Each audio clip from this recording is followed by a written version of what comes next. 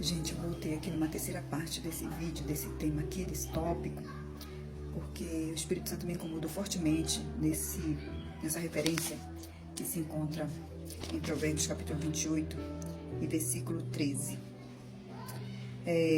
Da confissão aqui que nós estávamos lendo. E eu gosto de falar sempre sorrindo, mas eu fiquei assim, bem temerosa depois de eu analisar novamente esse versículo. E possivelmente eu posso até fazer uma quarta parte, mas eu quero ver se eu consigo encerrar aqui, porque o versículo 13 do capítulo 28 de Provérbios, nós lemos, que diz assim: quem encobre as suas transgressões jamais prosperará. Não prospera aquele que encobre os seus pecados, as suas transgressões. Aquele que transgride a lei de Deus, aquele que foge dos preceitos do Senhor, não prosperará. Você que encobre o seu pecado não vai prosperar na sua família, não vai prosperar na sua igreja, não vai prosperar financeiramente, não vai prosperar emocionalmente, não vai prosperar socialmente diante das pessoas. Você vai ter o seu nome muito mal falado. E a palavra de Deus diz que mais vale o bom nome do que ouro e prata. Isso é importante. Então, eu vim analisar a prosperidade. E o que é ser uma pessoa próspera? A prosperidade, se você entrar no dicionário, você vai ver que é o mesmo que desenvolvida, ou seja, uma pessoa desenvolvida, uma pessoa auspiciosa, uma pessoa fausta, propícia, uma pessoa bem-sucedida, uma pessoa afortunada. E mais uma definição aqui, que a prosperidade é o estado ou qualidade do que é próspero, ou seja, situação em que revela sucesso financeiro, acúmulo de bens e capital, fortuna, riqueza. Diz um provérbio árabe que da árvore do silêncio pende o seu fruto a tranquilidade. Olha só, que coisa linda. E ainda diz assim: diz mal ou diz pouco este provérbio, porque a prosperidade é também um fruto de silêncio. Olha. Então, você olhando bem, se você se voltar em alguns textos bíblicos, você vai ver tanta coisa importante sobre esse fato de prosperidade. Aí tem um texto aqui que eu achei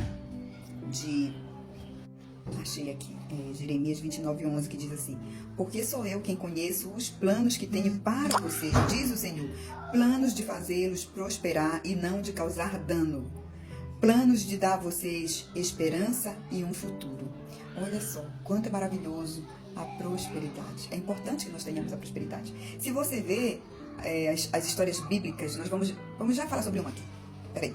A gente já fala. Mas aqui também, olha só, a prosperidade é ter sucesso, sentir-se uma pessoa realizada, satisfeita em todas as áreas e aspectos da sua vida. Meu Deus, é muita coisa essa prosperidade, viu, gente? E tudo isso o pecado nos impede de ter. Quando nós não confessamos, ele impede que sejamos prósperos. Nós vamos encontrar a história de Jacó e Esaú. Por que Jacó queria a primogenitura? Porque ele queria ser próspero. Porque quem tinha bênção ganhava prosperidade.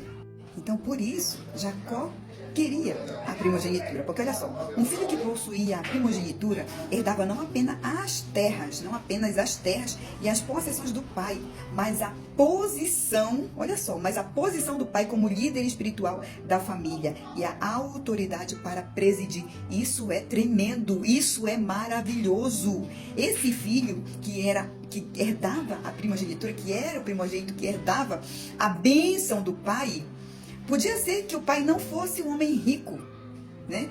Mas é impossível a pessoa ser próspero e não ser rico. Porque o filho que herdava, ele herdava a liderança espiritual da família também. A liderança, né? A posição como pai, a posição como líder, né?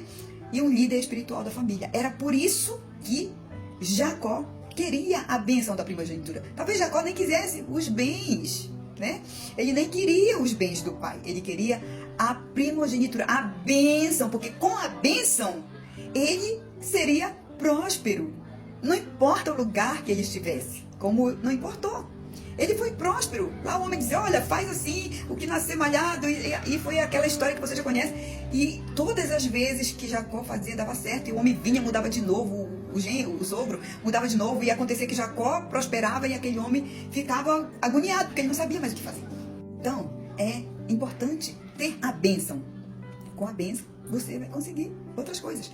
Porque olha o que diz aqui, naquele tempo, né, o direito da primogenitura era reservado ao filho primogênito. Mas teve situações na Bíblia, no caso de Rubem, né, e de Judá, que mudou tudo, né? A bênção foi para Judá, ao invés de quem deveria receber. Porque saiu dos preceitos do Senhor, entrou no pecado, se debandou, destruiu uma cidade, e aí a bênção foi para Judá.